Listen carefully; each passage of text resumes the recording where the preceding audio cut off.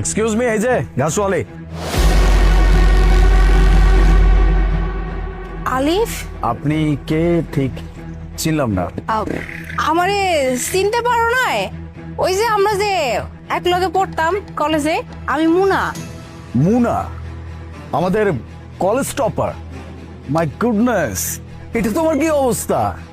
বোন, তোর মনে আছে আমি তোকে বলছিলাম না যে কলেজে আমি একটা মেয়েকে প্রপোজ করছিলাম? সে আর কেউ না, এই মুনা, আমাদের কলেজ টপার, যার এখনকার অবস্থা দেখে আমি রীতিমতো অবাক হয়ে যাচ্ছি। কি ব্যাপার মুনা, তোমার এই অবস্থা কেন? তোমার হাল এমন কেন? ও আমাকে সব সময় বলতো যে ও অনেক বড় কিছু করতে চায়, অনেক বড় বিজনেস করতে চায়। ও হ্যাঁ, মনে আছে, যাকে তুই প্রপোজ করেছিলি। এই সেই মুনা, দেখতে শুনতে মাশাআল্লাহ ভালো, কিন্তু এই অবস্থা কেন? আমার তো গা ঘিন ঘিন করতেছে, শুধু তুই বলছিস বিধায় আমি এখানে আসছি। আরে বেচারি, নিজের কপালটা নিজে খাইছে। আচ্ছা মুনা, তোমাকে বলি, তখন যদি তুমি আমার ভাইকে বিয়ে করতে, তাহলে আজকে তুমি এখানে থাকতে, কোথায় লাক্সারি লাইফ ক্রিয়েট করতে, কোটি টাকার বাড়িতে থাকতে, লাখ টাকার গাড়িতে চড়তে, বা দামি দামি খাবার খেতে। তা না করে এই গাঁও গ্রামে এসে তোমার এই কি হাল করেছো। আমি শুধু আলিফের মুখের দিকে তাকিয়ে এই গ্রামে এসেছি, এখানে গোবরের গন্ধেই তো আমার বমি চলে আসতেছে।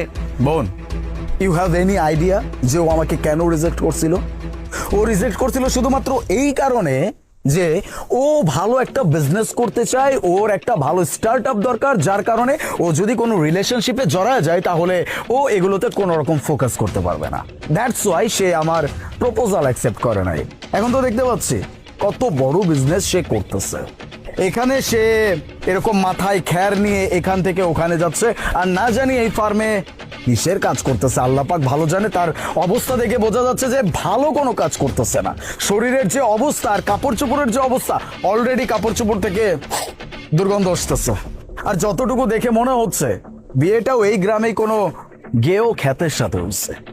এমন করে কেন বলতাছো? আমি তো সত্যিই কইতাম যে আমার সবসময় ইচ্ছা ছিল আমি ব্যবসা করব। এর জন্য আমার লক্ষ্য একটাই ছিল, ব্যবসার প্রতি, আর আমি ওইভাবে আগাইছি। আর আমি এখন এই গোয়াল ঘরের কাজ করি বা যে খ্যাটটার নিয়ে যাইতেছি, এইসব কইতেছো, এইসব তো এখন কোনো বিষয় না, তাই না? আমি তো ভালো আছি, আর আমার তো কোনো সমস্যা নেই।